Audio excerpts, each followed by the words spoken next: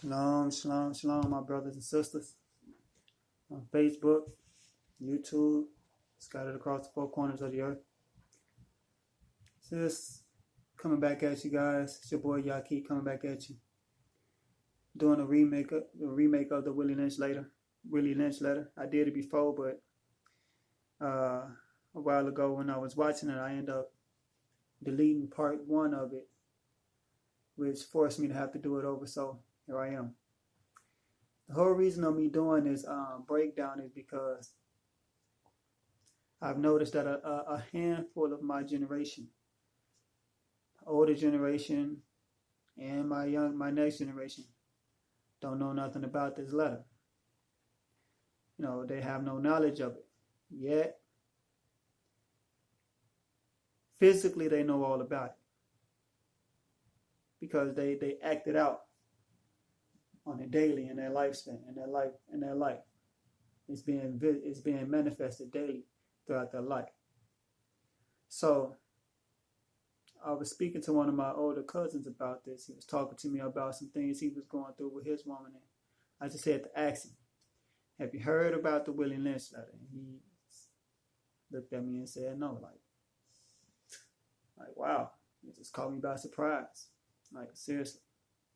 I asked one of my nephews, actually I asked several of my nephews, they never heard about it. So it behooved me to do this, you know.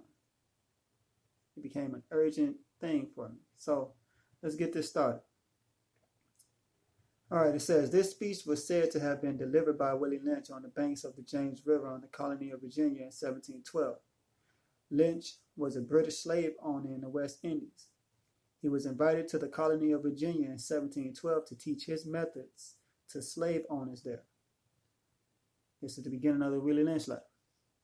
Greetings, gentlemen.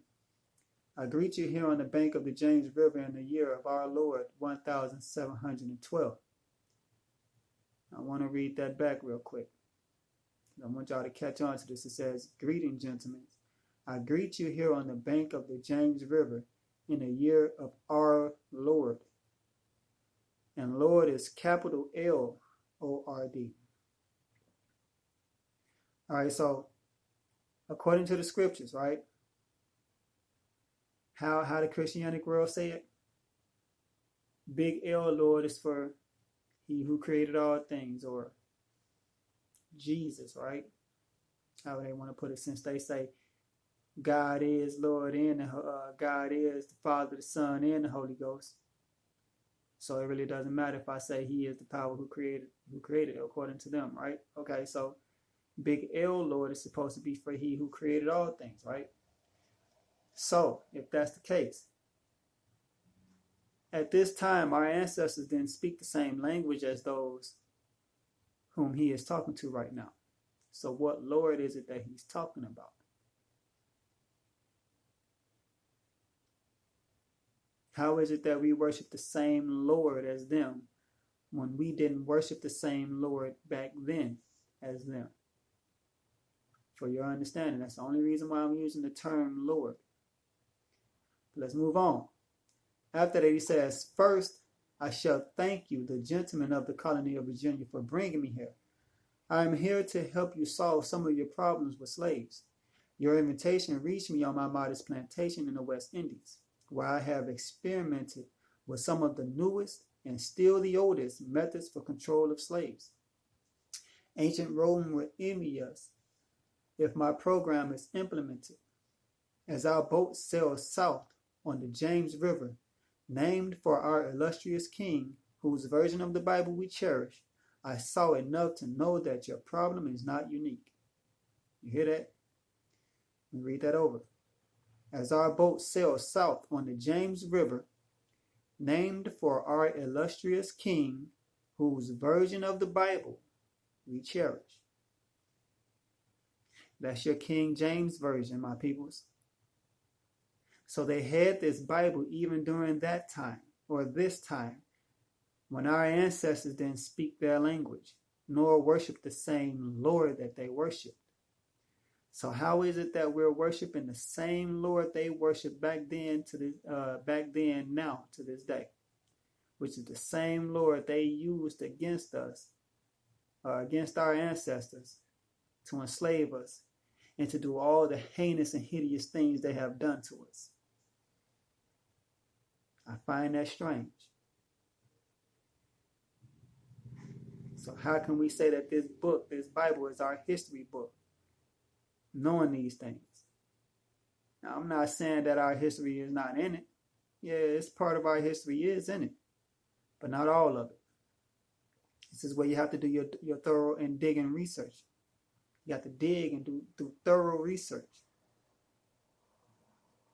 This is why I always ask my Father to bless me with his spirit of wisdom, his spirit of knowledge, and with all my getting, his spirit of understanding, as well as his spirit of discernment, to be able to rightly divide his truth from the lies and snares of the adversary. For a little leaven leaveneth the whole lump, right? Okay, then if there's a little leaven in this book, and we all know that we found it out by the names being wrong. Calling on God, Lord, and Jesus is not their name, so that's a little leaven.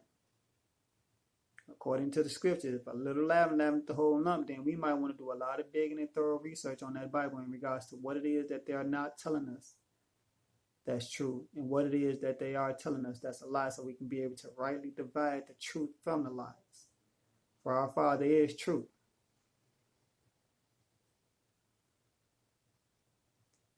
Moving on.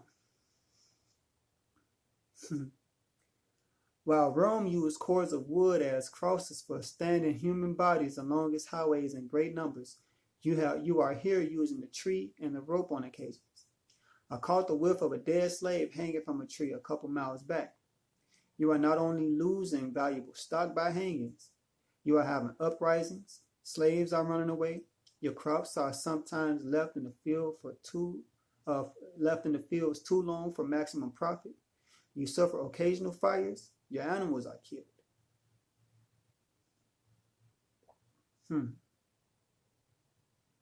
Moving on. Gentlemen, you know what your problems are. I do not need to elaborate. I am not here to enumerate your problems. I am here to introduce to you a method of solving them. In my bag here, I have a foolproof method for controlling your black slaves. I guarantee every one of you that if installed correctly, it will control the slaves for at least 300 years. My method is simple.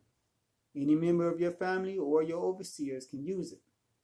I have outlined a number of differences among the slaves, and I take these differences and make them bigger. I use fear, distrust, and envy for control purposes. You hear this? Fear, distrust, and envy. Once upon a time back then, before he came about, the slave owners did things according to the body, the physical appearance. They tried to have control over the body, but that didn't work. That's why the things he listed above that was going on, animals being dead, crops staying out in the field for too long for maximum profit, uprisings and all of that stuff was going on because back then their mind frame was to have control over the body, not the mind of the slave. So here it is with this man coming to them and telling them, look, it's not the body you want to have control over. It's the mind. For what has control over the body? The mind does. That's why I said I use fear, distrust, and envy. These three things works on the mind of a man, of a person. Not the body, the mind. Because if a man is in fear in his mind, his body is going to respond in fear. If a man has envy on his mind, his body is going to respond in envious ways. If he have distrust in his mind, his body is going to reject certain things that he do not trust.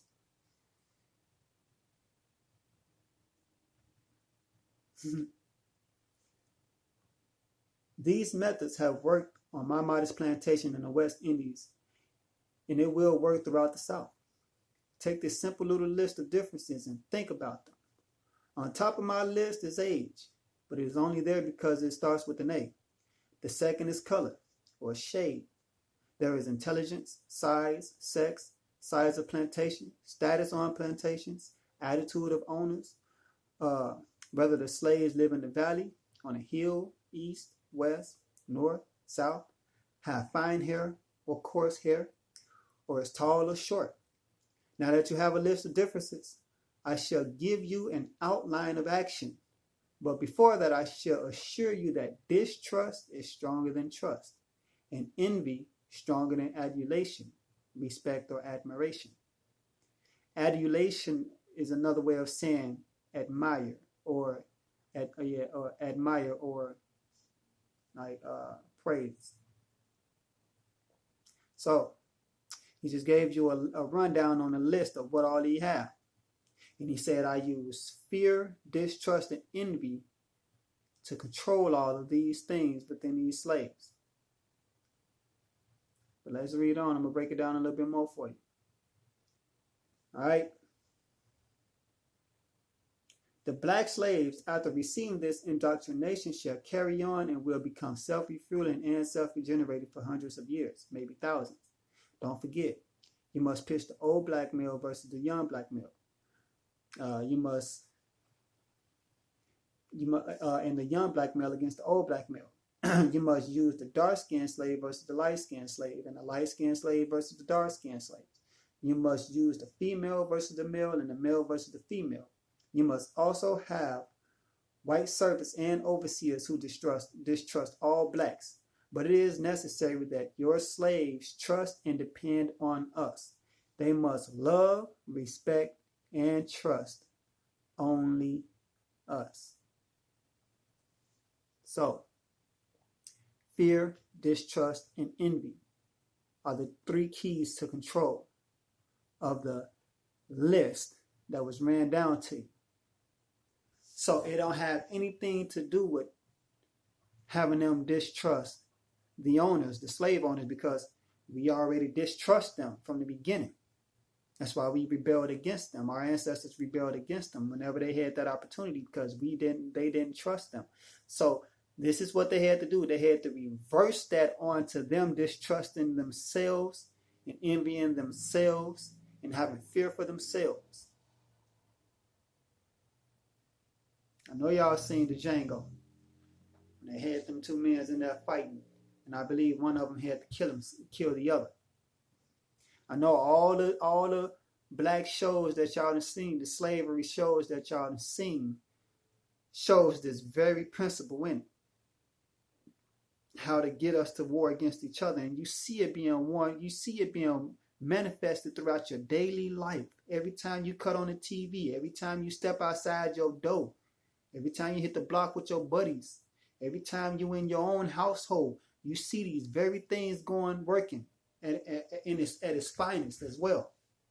The young versus the old versus the young, the male versus the female versus the male, the head of the household against the man versus the husband versus the wife versus the husband. You see this stuff being played out on a daily basis.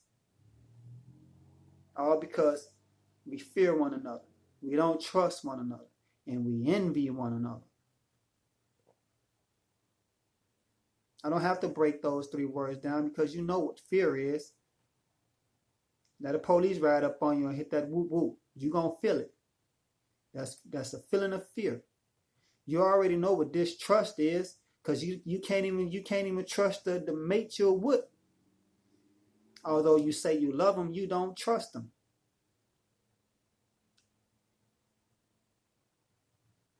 You already know what envy is as well.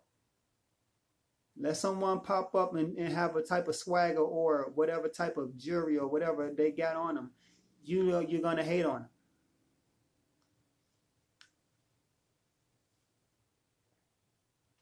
You're going to feel it.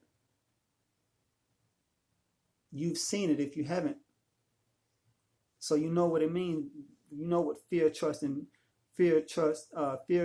and envy is. You know what those words mean.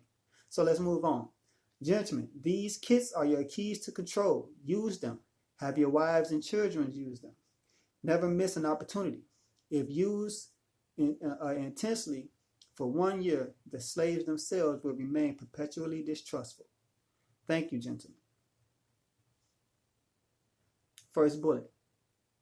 Let's make a slave. It was the interest and business of slaveholders to study human nature, and the slave's nature in particular, with a view to practical results. What do you mean by that, Yaki? Well, what he's saying is they had to study us. Remember, at this time, we didn't speak their language. So communication was shot between us. So knowing that they had these uprisings and uproars and occasional fires and this, that, and the third, and animals coming up killed, they had to put us in certain situations to study us, to see how we respond in those situations. By them not being able to understand our language, they had to understand our body language. I'm pretty sure you walked into a work area or at home with an attitude or whatever it was that was bothering you, and somebody asked you, what's wrong, baby? Grandma mainly. You know, nothing, no, something's wrong. That's reading your body language, the vibe you giving off, that negative energy that you got on you is giving off a presence to the next person, for the next person to feel it. This is what they had to do. They had to understand that, to see what you would do, how you would do it, not when you would do it, but if you had that notion of doing it, so that they can be able to catch you before you did it.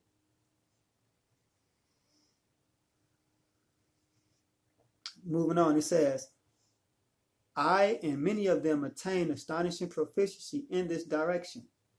They had to deal not with earth, wood, and stone, but with men, and by every regard they had for their own safety and prosperity, they needed to know the material in which they were to work, conscious of the injustice and wrong they were every hour perpetuating, and knowing what they themselves would do. This is what he's saying. Were they victims of such wrongs? They were constantly looking for the first sign of the dreaded retribution, meaning they putting us in situations to see how we would respond, even if it meant harming us. So that whenever we got that feel or that notion to rebel, it's going to show on our face, so they can see how it is. Watch this. Check it out. Whether the victims of such wrongs, they were constantly looking for the first sign of the dreaded retribution. They watched, therefore, with skilled and practiced eyes, and learned to read with great accuracy the state of mind and heart of the slave through his sable face. Your face tell it all. That's why when people say, man, there's something wrong with you, and you say, oh, no, yes it is, it's written all over your face. I know you've heard that before. Pay attention, my peoples. Let's move right along. Usual sobriety, apparent abstractions, sulleness, and indifference indeed. Any mood out of the common was afforded ground for suspicion and inquiry. Whenever you did something and it didn't look natural or normal, like you was okay, they knew something was going wrong. So whenever you thought you was finna get an uproar going or whatever, they can catch it before it happened, because of the look, the energy, the vibe you gave. Frederick Douglass, a famous man that we all know when it comes to Black history. Frederick Douglass, Let's Make a Slave, is a study of the scientific process of man-breaking and slave making. It describes the rationale and results of the Anglo-Saxons' ideas and methods of ensuring ensuring the master-slave relationship. Now, this is something you guys won't hear when it comes to Frederick Douglass in school, right? Because they ain't gonna give you that information. This is something you would have to do your thorough research on in order to find out that Frederick Douglass had a hand in keeping your own ancestors enslaved.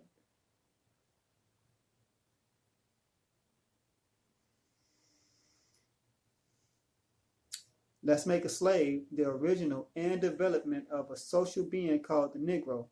Let us make a slave. What do we need? First of all, we need a black nigga man, a pregnant nigga woman, and her baby nigga boy. Second, we will use the same basic principles that we use in the breaking of a horse, combined with some more sustaining factors. What we do with horses is that we break them from one form of life to another. That is, we reduce them from their natural state in nature. You hear this? Do you hear this? This is the breaking process to make a slave. They compared you to a horse and how they break a horse from his natural state. So they saying we got to break this nigga from his natural state. His natural way of living, we got to break him from it. We got to take away his resources. All right, moving right along. Let's keep on going because I'm going to break it down a lot more. Whereas nature provides them with the natural capacity to take care of their offspring, we break that natural string of independence from them and thereby create a dependency status so that we may be able to get from them useful production for our business and pleasure. Now, you heard him say independence, right? They break that natural string of independence. Let me tell you something.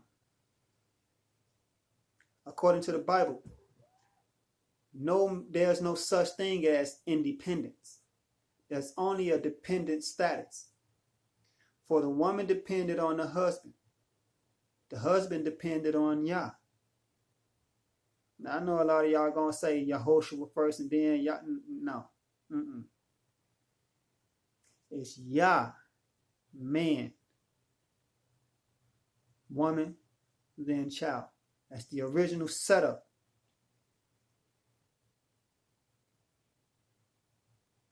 All right?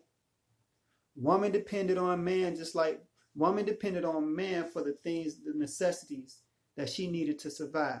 Because it was man who was called to till the land and work the land to make sure that to provide for the household. Just like man depended on Yah to teach him of Yah's way of living according his statutes, according to how he should live on this earth, so that he can be able to teach his woman and his children. Just like the child depended on mama and husband and dad primarily, because woman taught the children how to look up to dad, just like she did, because he was the head of the household. And man taught them all how to look up to Yah and how to move accordingly. So there is no such thing as an independent state of mind. It's all dependency.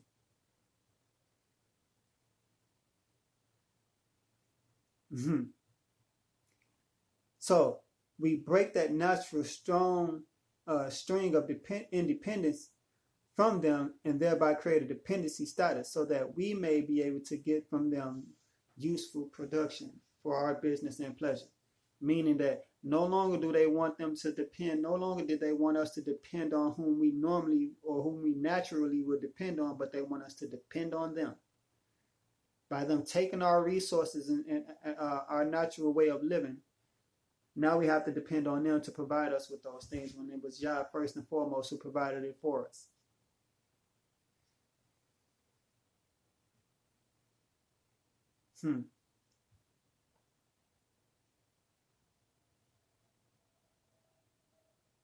Cardinal principles for making a Negro. Next bullet. For fear that our future generation may not understand the principles of breaking both of the beasts together, the nigger and the horse, we understand that short-range planning economic results in periodic economic chaos, so that to avoid turmoil in the economy, it requires us to have breadth and depth and long-range comprehensive planning, articulating both skilled, sharp perceptions. What did he just say? Basically, what he said is knowing that their next generation will somehow end up losing losing control over the slaves. They had to come up with a plan that they can put in effect a short range plan that they can put in effect quick, or a plan that they can put in effect quickly with not too much work being put into it, but would have a long range impact, long term impact. This is what he's saying. All right.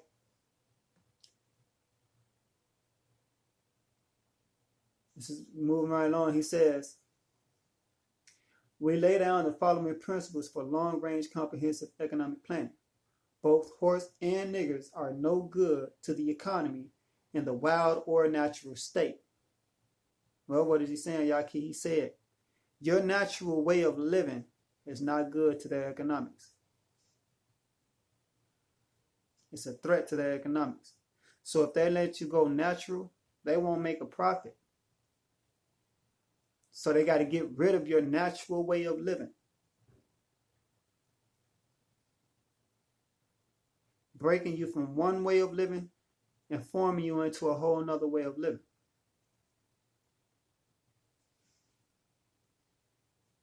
All right, both horse and niggers are no good to the economy in a wild or natural state. Both must be broken and tied together for orderly production. For orderly future, special, and particular attention must be paid to the female and the youngest offspring. Y'all hear this? Now they're focusing on the female and the youngest offspring. Both must be crossbred to produce a variety and division of labor. Both must be taught to respond to a particular new language. What's that new language? What they're saying is their normal language is their normal way of thinking or the normal way of doing things. A new language is the way that now that they've been stripped from their natural way of doing things, they have to learn a whole new way of doing things. So now no longer is it yes husband, no husband. Now it's yes master, no master. You talk about crossbreeding, we'll get into that. Because we're not done with that. So we'll get into that a little bit later. We're going to put that one right there on pause and we'll get into it. All right. Moving right along, it says psychological and physical instruction of containment must be created for both.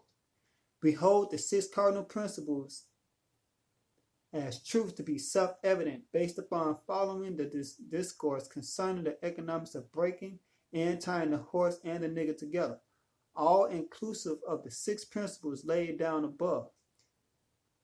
Note, neither principle alone will suffice for good economics, meaning these things that we just went over earlier, fear, distrust, envy, the list, and so on and so on. He said all of it has to be done. All 6 principles of the cardinal principle has to be done. Not one can be done without the other. All of it has to be done. All right?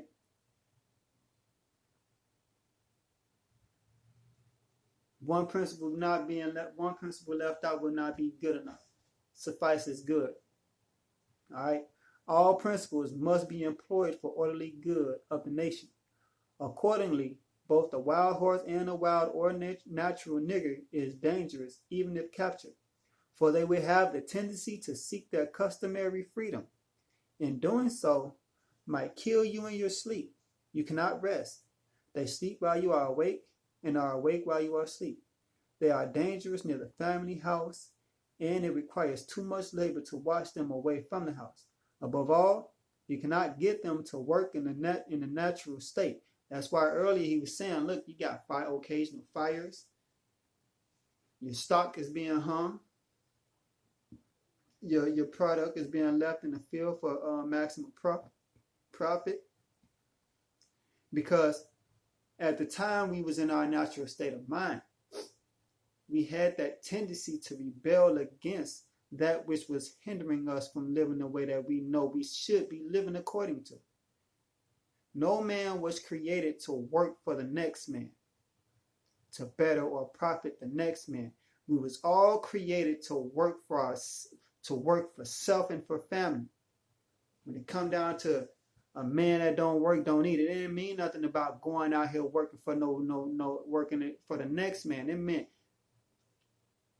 It meant working your own land, you tilling your own land.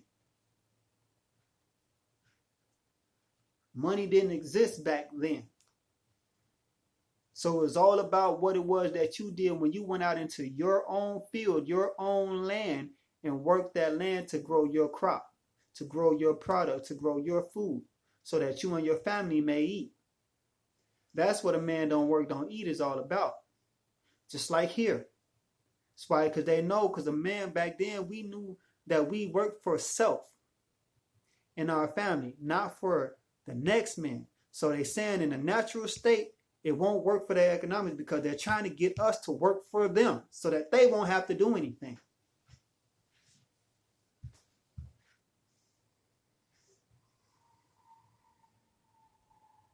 All right? Let's keep on working. Let's keep on moving. Hence, both the horse and the nigger must be broken. That is breaking them from one form of mental life to another. You hear this? Why do you think your culture, your name, your heritage, all of that stuff had to be stripped and it's hid from you? Y'all know it's hid from you. Why do you think all that stuff had to be hid from you? Well, we'll get to that.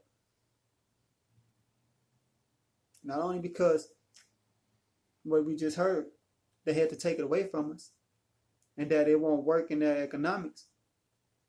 But keep it up. Keep that in mind too. Keep the body, take the mind. Remember, once upon a time, they worked according to the control of the body. But when they seen that that wasn't working, here come a man telling them, look, don't try to control them according to their body. Let them have their body. Take their mind. Then you won't have to worry about shackling them up because you will have the mind. They're going to come back. They're not going to run away. They're not going to rebel. In other words, break the will to resist. Now, the breaking process is the same for both the horse and the nigger, only slightly varying in degrees. But, as we said before, there is an art in long-range economic planning. You must keep your eye and thought on the female and the offspring of the horse and the nigger.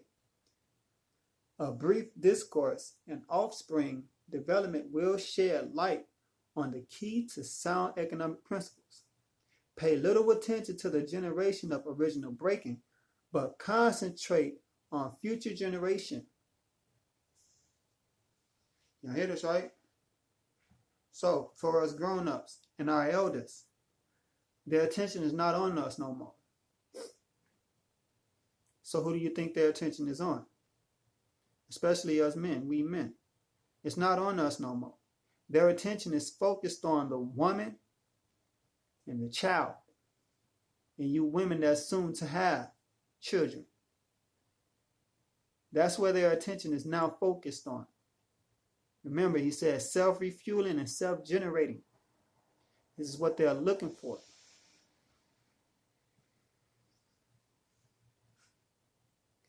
Self-refueling and self-generating, meaning that it's going to go on by itself. It's going to keep continuing. It's going to be a recycle. Now that they've got us against each other, and it's being self-refueling and self-generating, now they're working on how to keep us working for them so that it may be self-refueling and self-generating.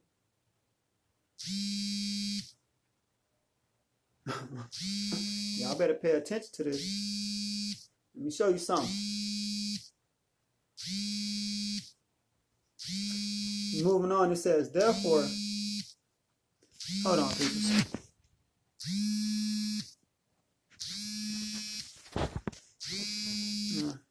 Wife calling in.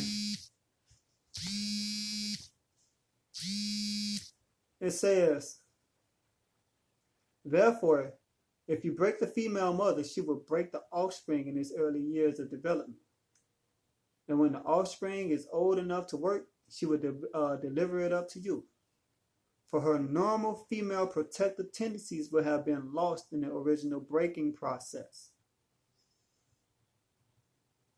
You hear this? A woman have a tendency to protect as well as a man. She's going to protect her children, even if it means she has to submit to he who was trying to destroy her child. She's going to submit.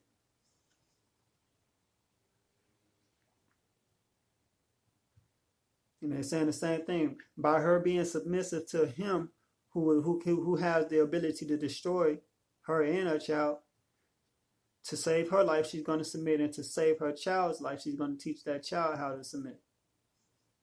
Or to submit. This is what's saying. This is what's being said. For example, take the case of the wild stud horse, a female horse and an already infant horse, and compare the breaking process with two captured nigger males in their natural state. A pregnant nigger woman with her infant offspring. Take the stud horse, break him for limited containment. Now they're talking about how the breaking of the horse is. He said, take the stud horse, break him for limited containment. Completely break the female horse until she becomes very gentle, whereas you or anybody can ride her in her comfort. Now that female horse is submissive. Once upon a time in a natural state, that female horse would resist too. But now that she's broken in completely, she's so submissive to the point anyone can touch her, anyone can feed her, anyone can ride her. Whereas when it comes to that male horse, yeah, he's broken in to a certain extent.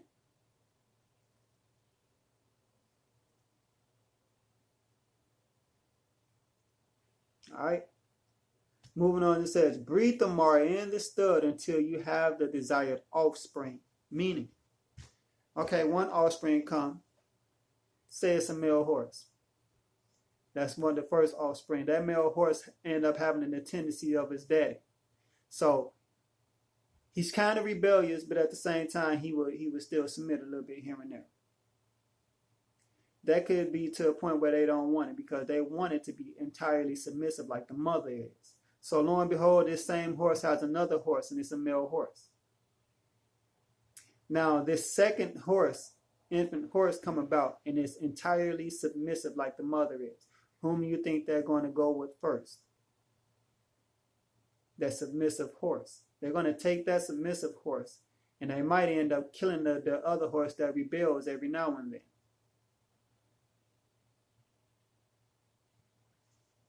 Let's continue to read. Breed the mar and the stud until you have the desired offspring. Then you can turn the stud. You can turn the stud to freedom until you need him again. Train the female horse whereby she will eat out of your hand, and she will in turn train the infant horse to eat out of your hand also. When it comes to breaking the uncivilized nigger, you hate an uncivilized nigger. Why would they say this nigger is uncivilized? Why? Because, again, your natural state is a threat to their economics. It don't fit. So they're going to consider that uncivilized because that's something that's against their civilization. But in reality, in your civilization is civilized.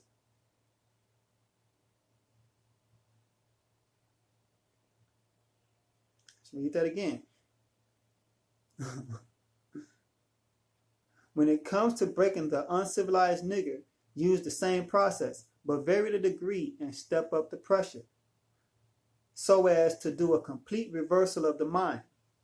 Take the meanest and most restless nigger, strip him of his clothes in front of the remaining male niggers, the female and the nigger infant. Tear and feather him. Tie each leg to a different horse faced in opposite directions. Set him afire and beat both horses to pull him apart in front of the remaining niggers. The next step is to take a bullwhip and beat the remaining nigger males to the point of death in front of the female and the infant. Don't kill him, but put the fear of God in him. And this is all in bold letters as well, and capital. For he can be useful for future breeding. Now, again, back then, this word God, knowing that our ancestors spoke a different language, and according to the Bible, we came to a land that we were sold off into slavery, and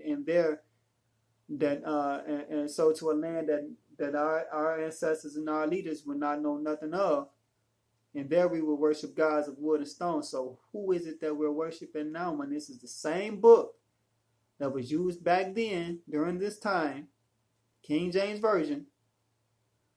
You don't believe me? Pick up the 1611 version and read out of it. It might have some varying differences as far as how the word is spelled, but it's saying the same thing. So what God is it that we're worshiping, that they are worshiping now? Because we all call ourselves worshiping the same God as right along with them. Isn't that what was said in the scriptures as well? We would all end up worshiping a God. Well, here it is. Here it is with the breakdown of how the breaking process of a nigger. According to them, his natural state is uncivilized to them. So they have to break that from him. And the way they can do it is by taking the meanest. That's the one that's partially, like they say at the horse. That's the one that's partially trained or broken. Tie him up. One leg to another on one horse, another on another, and beat both horses in different directions while he set ablaze on fire. Tear him apart in front of all the other nigger males, female nigger, and its infant, and her infant. After that's done, take the remaining niggers, beat them to near death, all in her face and in the infant's face as well. That's fear being struck into them, especially that woman and that child, from seeing these things, because her protection, her covering, cannot protect nor cover her no longer at that point. That's how she's going to see it, and that's how she sees it. So she's in fear for her son, because she knows what can happen to him if he was to rebel. Not only that, it tears the trust away from that male and that woman, because she can't trust him to protect her no longer, or her child no longer, because of what would happen.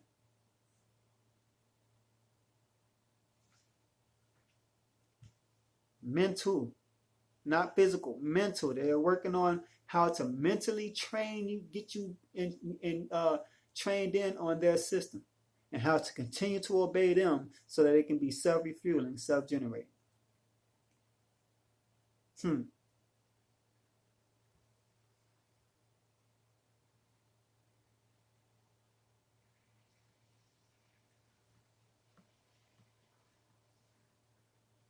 Next bullet.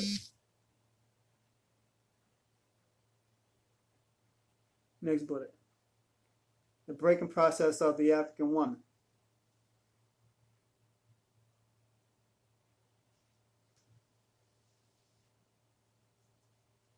So, y'all heard a little bit about the crossbreeding, right? We was talking about earlier. I told y'all to keep that in mind. We're going to get back to it. You just heard about it, how the breaking process is, right? The cardinal principles of making a Negro, right?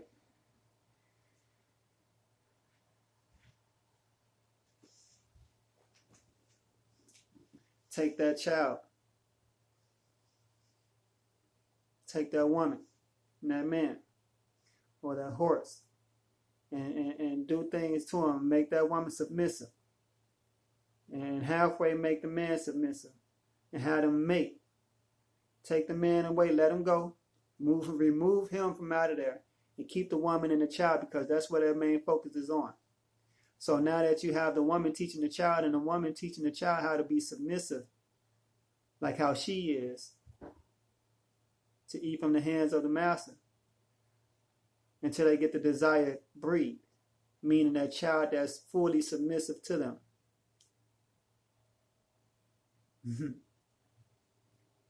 The breaking process of the African woman. Take the female and run a series of tests on her to see if she will submit to your desires willingly. Y'all hear this? Test her in every way because she is the most important factor for good economics. If she shows any sign of resistance in submitting completely to your will, do not hesitate to use the bullwhip on her to extract the last bit of bitch out of her, although it says B dash dash dash dash. Take care not to kill her, for in doing so, you spoil good economics. When in complete submission, she will train her offsprings in the early years to submit to labor when they become of age. You hear this? We just went through this. By the child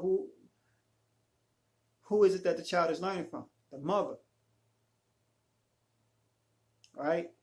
So the child is learning everything that the mother is teaching him and her.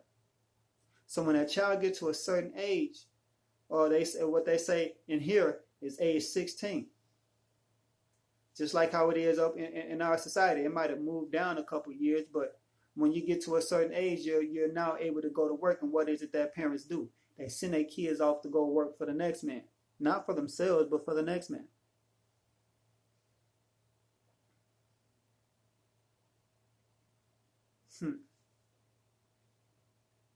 Understanding is the best thing. Therefore, we shall go deeper into this area of a subject matter concerning what we have produced here in this breaking process of the female nigger. We have reversed the relationship. In her natural, uncivilized state, remember, they call it uncivilized because it doesn't work within their civilization. She would have a strong dependency on the uncivilized nigger male. Meaning, naturally, women, you would depend on your husband to do the things that you normally doing now, like as far as going out there baking bread, making the thing, doing this, and making sure that the house is surviving or the house got the necessary things to live. Man normally would do that. That's his duty as a man in his natural state. But by that resources and all that stuff being stripped away from him and taken away from him, they're handing it over to you faster than they would him. Why? So that they can keep you under their control because you're their primary focus, because you, women, are the ones who have the ability to give offsprings. And it is you, women, who teaches the children, primarily. I'm not saying us men don't. We have a big part in it, but primarily it's you women, because it's you women whom the child will go to first. All right? But he said she would have a strong dependency on the uncivilized nigger male in her uncivilized natural state. We just went through this. Y'all first, man, woman, then child. How is it said in the scriptures that when they failed, he said, your husband will rule over you and your desire will be in him. Right? Let's move on. She will have a strong dependency on the uncivilized. Let me read that over. We have reversed the relationship. In her natural uncivilized state, she will have a strong dependency on the uncivilized nigger male. She would have a limited protective tendency towards her independent male offspring and would raise male offsprings to be dependent like her. Bam, there you have it.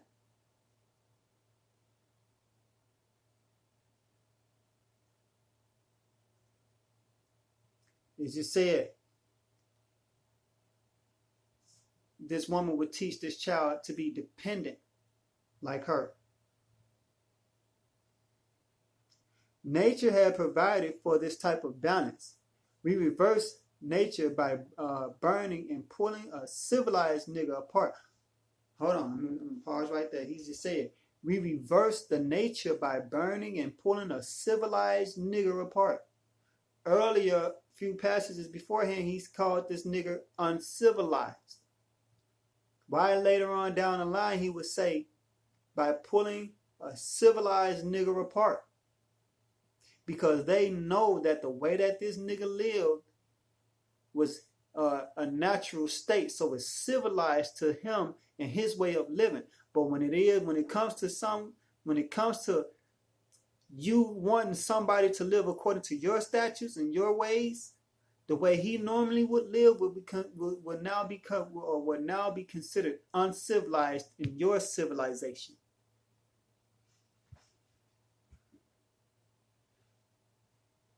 Nature had provided for this type of balance. We reverse nature by burning and pulling a civilized nigger apart and bullwhipping the other to the point of death, all in her presence. By her being left alone, unprotected, meaning the male was the covering.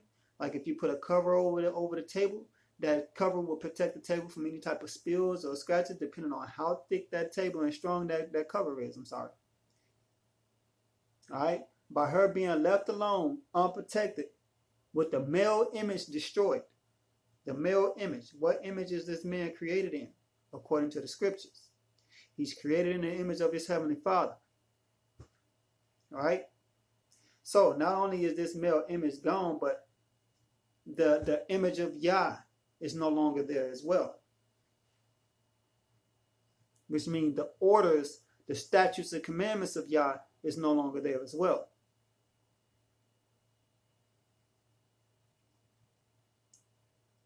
The ordeal caused her to move from her psychologically dependent state to a frozen, independent state.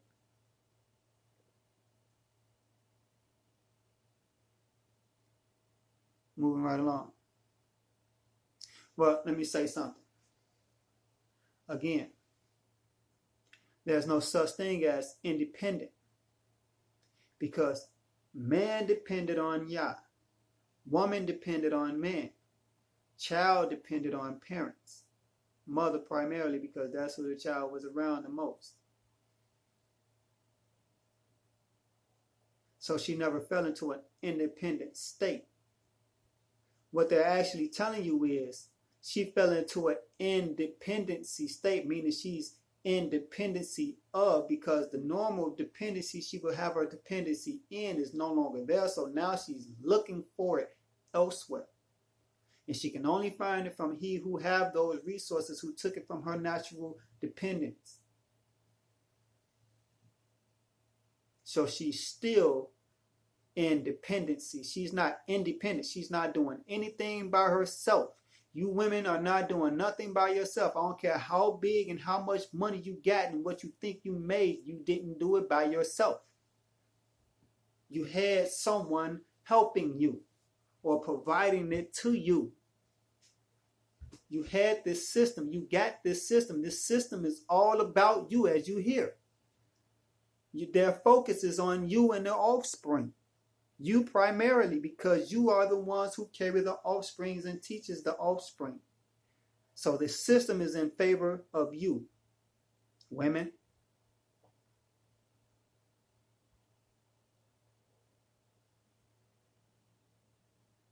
In this frozen psychological state of independence, she will raise her male and female offsprings in reverse roles.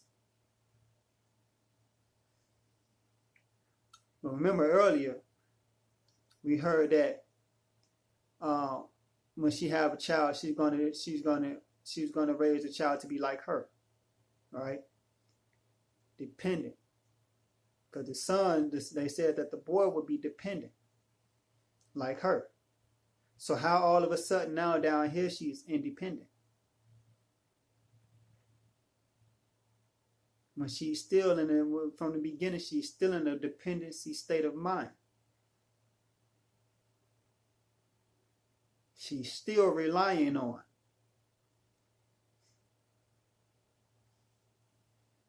It's just that she can't rely on her natural resource or she can't rely on whom she naturally would rely on in her natural state. I better pay close attention to this wordplay, trickery. In this frozen psychological state of independence, she will raise her male and female offsprings in reverse roles. For fear of the young male's life, she will psychologically train him to be mentally weak and dependent, but physically strong. You hear this? The man is the warrior. Was the warriors out of the people, out of our nation.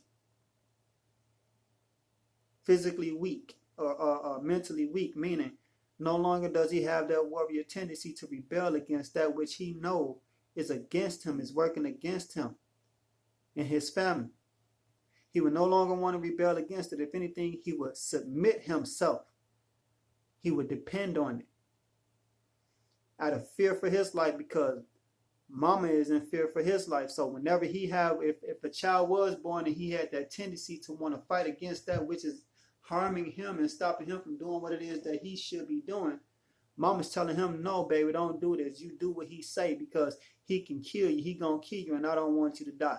So now he's dependent on the system to spare his life. And in order for his life to be spared, he has to say, yes, master, no, master. He has to do what boss says. Just like that daughter. But that daughter is the one who's doing most of the work, because that daughter is the one who is in complete submission to him. So she going to do everything she knows she needs to do in order to get what it is that master needs, with no slack. That's why y'all women is so booming in the industry, according to statistics. Your Beyoncé's and Oprah Winfrey's and all of those successful, quote unquote successful, because y'all doing everything that master asking you to do, telling you to do, with no hesitation.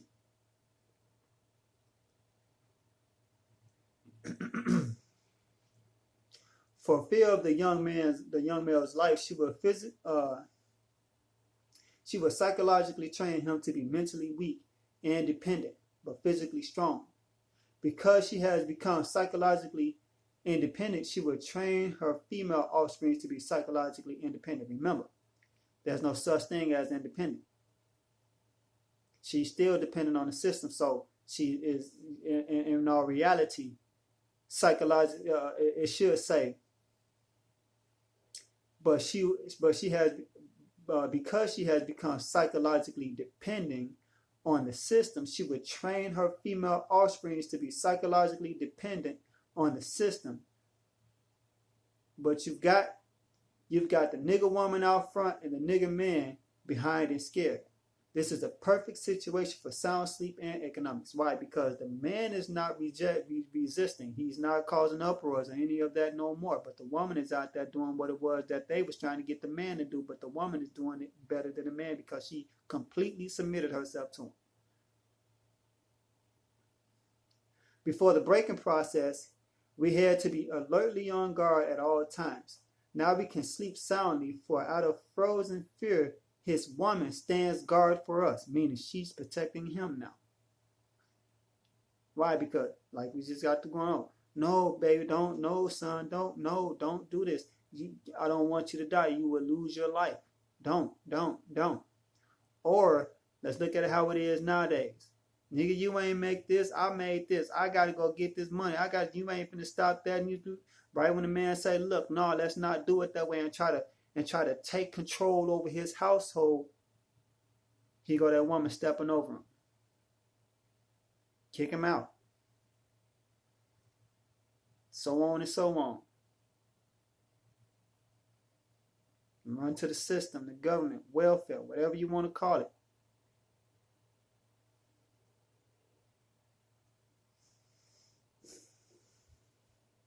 Before the breaking process, we had to be alertly on guard at all times. Now we can sleep soundly, for out of frozen fear, his woman stands guards for us. He cannot get past her early slave molding process. He is a good tool. He's talking about the infant now. He is a good tool now ready to be tied to the horse at a tender age. By the time a nigger boy reaches the age of 16, he is soundly broken in and ready for a long life of sound and efficient work and the reproduction of a unit of good labor force. Reproduction of a unit, meaning not only is he completely submissive, like how they just said earlier about the breaking of a horse. You crossbreed it till you get your desired breed.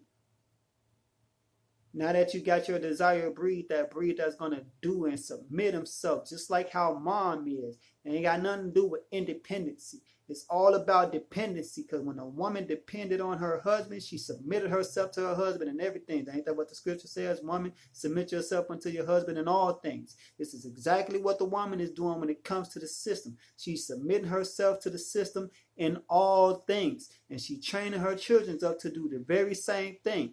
It ain't got nothing to do with independency. It's all about dependency, because independency does not exist.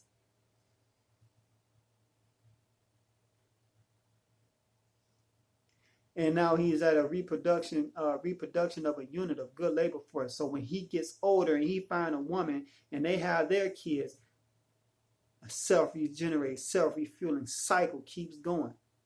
Now he and she is training their children how to do it. You know where I'm getting at. You see how it's going. Moving right along. Continually through the breaking of uncivilized savage niggers, by throwing the nigger female savage into a frozen psychological state of independence, by killing the protective male image, and by creating a submissive, dependent mind of the nigger male slave, we have created an orbiting cycle that turns on its own axis forever, unless a phenomenon occurs and reshifts the position of the male and the female slaves. You hear this? He just broke it down to you. By them doing these things. All right?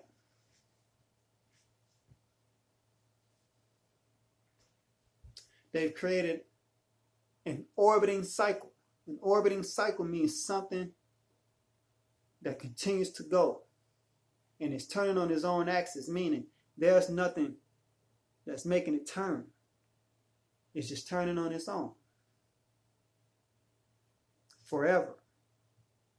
He said this should work if you implement it correctly. It will work for 300 years, maybe thousands. So it's turning on its own. There's nothing up there helping turn it. So what he's saying is they don't have to go through these steps anymore. They don't have to go through this process, the six cardinal principles. They don't have to go through that no more. They don't have to keep doing that. They've already done what they had to do. That was the short-term planning. Now you are doing it on your own for them. You're training your own kids, your next generation, how to go right to them. Just like they had you go to them.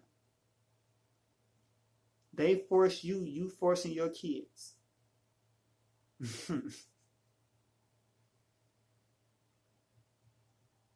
Then he turns around and says, this is going to happen forever unless a phenomenon occurs and reshifts the position of the male and female slaves. Meaning, a phenomenon is something that will make you look in awe. That'll make you stop and wonder and think. Actual facts hit you.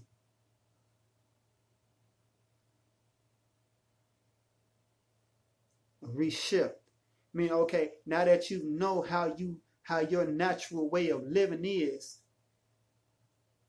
and you see it, and you see this system for what it really is, for what it truly is, and you say, you know what, enough with it. I don't want to go through this no more. I'm not going to deal with this. I want things back to its natural way. I don't want to work for the next man. I don't want to keep getting the next man paid and not get the crumbs that fall from the master's table while he eating a full-course meal. I want my whole pie. I ain't trying to get a piece of the pie. I want my whole pie so that I can share with my kids and my kids can share with their kids. However way they know, and I can show them how to make their own pie. Bake it yourself so that you can eat your own.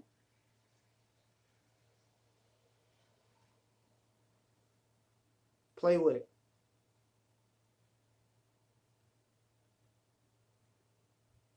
Next one. The Negro marriage. So I'm going to stop it right here, my brothers and sisters, because I know I don't got that much time left.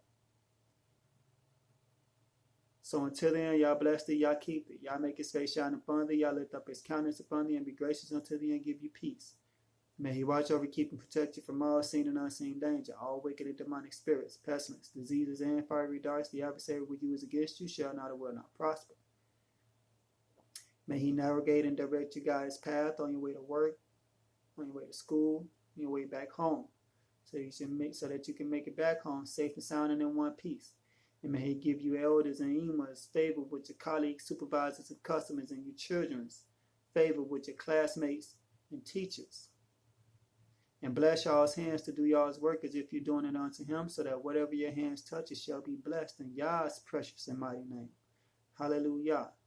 For there is only one name given among men whereby we shall be saved, and that name is Yah. Until then, my brothers and sisters, shalom.